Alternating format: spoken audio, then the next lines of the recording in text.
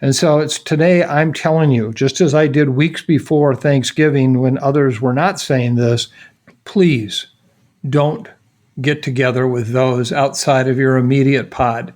And please also think about what it means to have a pod.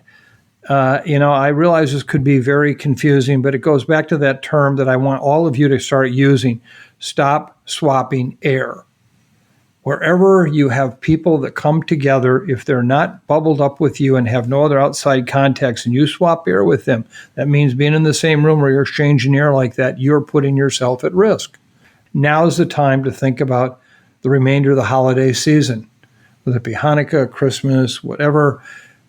Please understand what you're doing. You're putting your family again in jeopardy. And I know this will not be satisfactory. This is going to hurt. It's going to hurt me.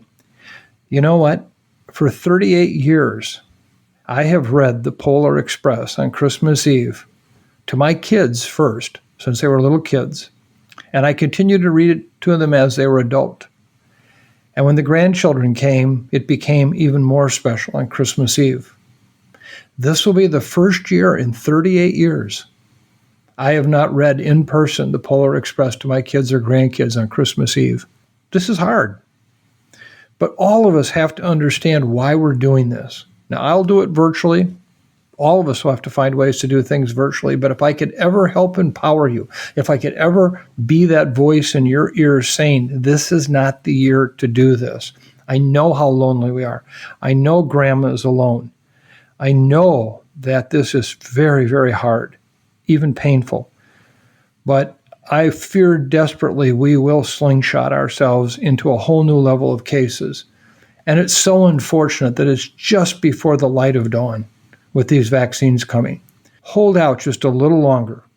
Now's the time to plan the holiday season where you don't swap air with anyone other than those who you know have not been exposed to anyone else that could potentially expose you. And please don't think that just because I know these people, I could have 4 or 5 people over for Christmas. I could have my kids or grandkids. I know we're going to see tragic stories coming out of Thanksgiving. We don't want you to be part of that tragic story. So what we're trying to do right now is we're trying to keep all of you safe. We're trying to keep you in a place where you're healthy and you're just waiting for those vaccines to arrive. And we're trying to keep our hospitals from collapsing.